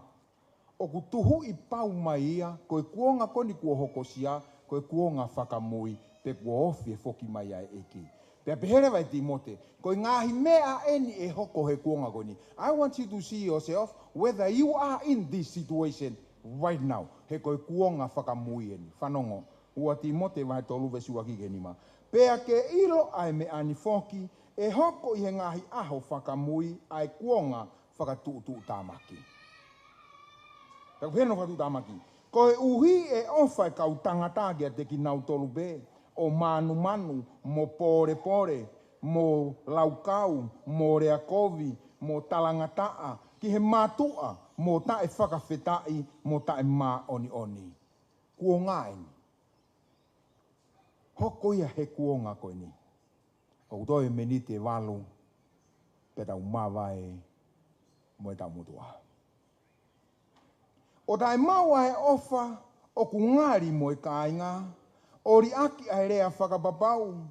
Ka koe kau lohi aki, koe kau horikovi, koe kau wanga malohi, koe kau manuki, kia teki nau tolu o kulerei, koe kau lavaki, o anga o honoa, moloto fielahi, koe kau ofa lahi hake ki he ngahi marie whakamama, I he nau ofa ki he otua. Oku nau mau hono nge esi o e lotu. What a sad news. That the apostle emphasized on the fact that we are at the last days and this is who we are. Tau tokanga pe tau tolu ke mea tau tolu. Tau ofa pe tau tolu he mea a tau tolu. I kai ke tau tohe mahu inga ia tau tolu. He mea ai otua. Wow, tala mai he apostolo. Oku nau mau ai nge esi o lotu. Hey family, do you know what nge esi means? Oku tau ngawe ki nge esi niu. Ko ihunga koe nge esi niu ko osi vauia. Osi to o mea ko au ngai loto. Oku tau ngawe ki nge esi pupu. Oku tau ngawe ki nge esi kapa. Aia ko hono whakarea koe taha, koe mea koe uka ke fu mahu inga. Tala mai, ko tau tolu he kuonga, he ofi ki he osi ai kuonga, oku tau I he tuunga ko ia, oku tau mau e nge esi. Ai nge esi koe o e lotu. Oku toe me ni te ono, pa tau mawai mo e tau motua. Pea ko tau pore o kubeheni.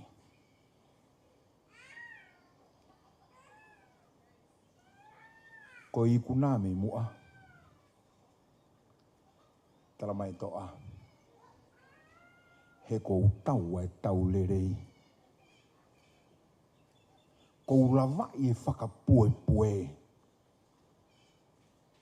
Ko tau hi mau e ko tui. Ngataheni. Te uhua tu ke mau e pare. Na e osi teu mo ou. Talu me he kamataanga o mamani. Whanongo. He kuteki ai whihalaki. Ai taimia. Ai otua. God's timing has never wrong. O kutoe me ni te nima. Pe tau mawai. Mo e tau motua. Pe whainga maari e kona. Ko whaafei koe ke kui pe wheitu o kuke iai.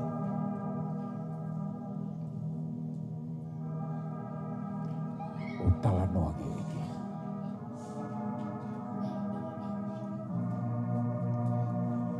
He koe minite nima laulo taha e.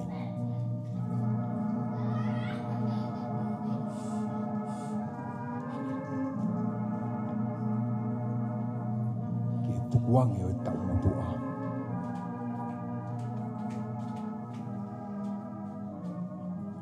Kai tōnaki ke tau fō.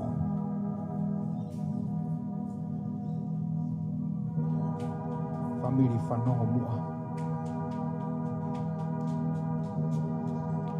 He koe pore koe wanoa wanima o kupeheni. Kapiteni pe koe sisu.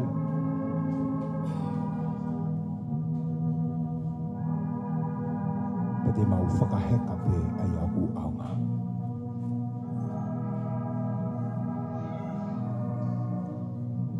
Toi mini te wha.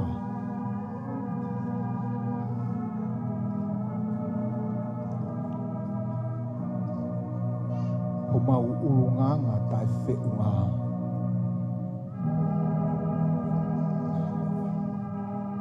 Eri aki a moi tau motua. Ka te whakakoloa ki mau toruni. Hanga oku fo'ou.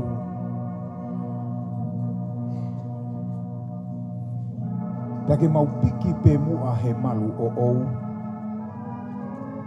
E pau te mau malu ai he whanonganga. Oku toi meni te tolu se kone whanoa. Pe tau mawai mo e tau motua.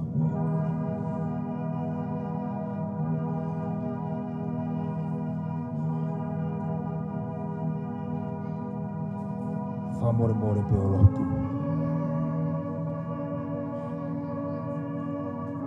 Whai hau tuku pā. Tuku pā ke eke. Kini whakakolo a koe. He kuono oho tau waka. Uri mai mono ngahi mai a. Pea ku tu'utu'uni e kapiteni. No ia ki tauranga.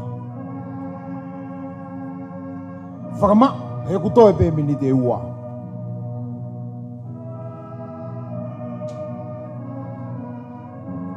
Kai whakahifo e tau ta. Ka tau lalaka he tau fo'ou.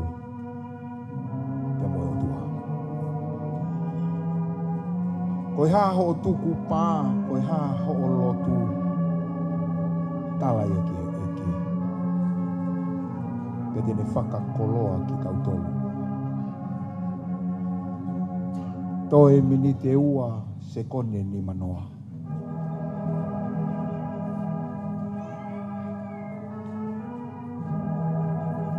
Ua nake tuange whainga maari e goni ke alu. O ne tatari mai ke whaki angi ho o mo ui mana.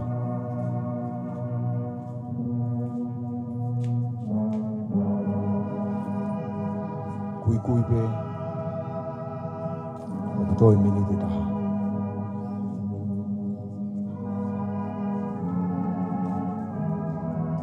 Toi se kone ni manoa.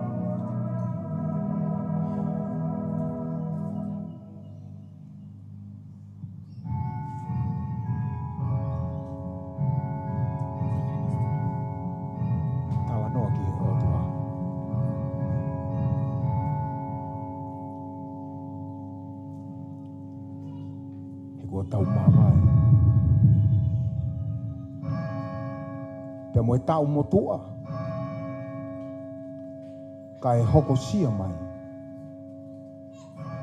Ai tau fo'ou. He whakakoloa ai otua.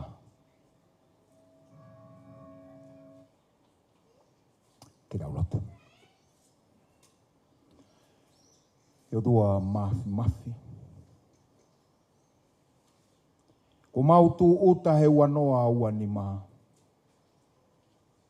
He ofa ata pe ai awhiona. Whakamo oni ho mau tala noa. Te eki hala ai lautaimia ai awhiona. Mau momoi atu mau ngahi whamiri. Ke tau kamata ai whanonga anga ua noa ua nima. Te moi awhiona. Whakawheta i atu he ku mau ilo. Te ke sātai pe koe o whiunga. Pe e hou pe alo marie, pe uha, pe afa, pe sinou. Mau toi fai pe lotu tatau. O ku teu fo ho mawaka ka hui kai fe uma. Ave ki mau tolu he aho ko eni. Waki aho o Sanuari o e wanoa wanima. Te mo e whakamonu ia. Tāpu aki mai ai ho siasi. Tāpu aki mai ho family. Tāpu aki mo whakamonu ia. Aki mau tolu kotoa pe o ku te fua he whare ko eni. Ia sisu koe alo kako mau whakamoi. Amen. Kore beke tau whai e pas-pas e whakalangi ai o tua. Ihe tau mawai, pia mo e tau motua. Ko tau tu uta, he tau fo'ou. Ko whe tau tahine tā piano. Tau hiwa. Whamore more, ai hake he lā. Tau hiwa tuku ai. Ono ngofulu mā hiwa e himi. Ono hiwa e himi. Ma upe ia whakangongo mai te tau mea rea. Te uspela taha tu pe ngahi kupu. Tau moe o tua ai whakaapa-apa. Koe uhi koe ngahi mea kuone whai. Ai tāpua ki tae whaalaua. Ai tuku hono alo ke hifo mai. Tau whakamalo ia ai ofa ai o tua. Tuku ke whanongo a mamani kotoa. O hau ki he tamai ia kalaisi. Whakamalo ia ene ofa lahi. Whangon ke tau mea rea. Mea ki o lunga ke tau hiwa tuku ai.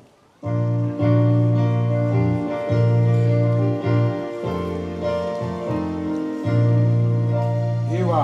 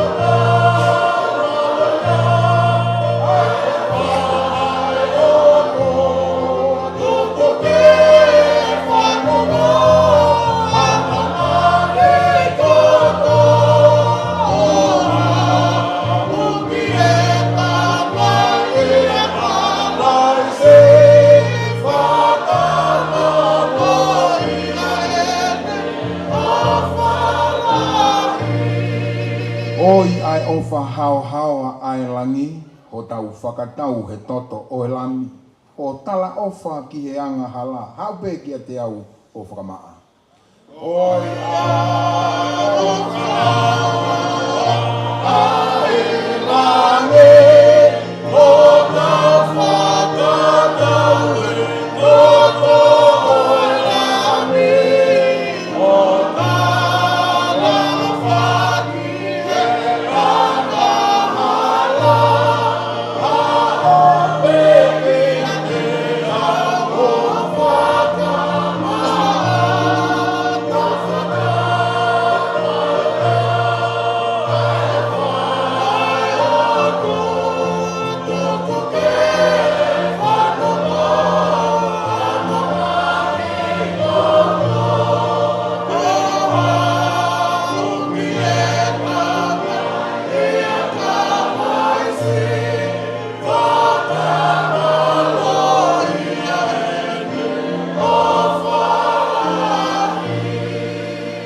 Kai maku pusi e he atamai, ai merino moe ofa o kuhani. Kai lahi anoa pe hono masani, ai whakaofo i ame hamai. Kai maku pusi e he atamai, ai merino moe ofa o kuhani. Kai lahi anoa pe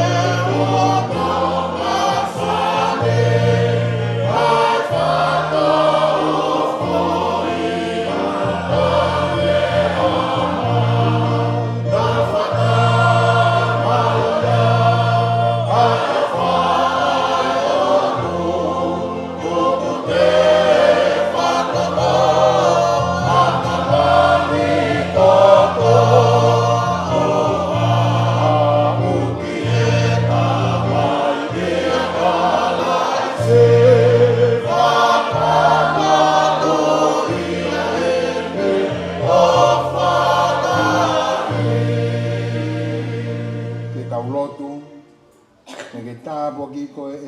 ngā mone tauhi.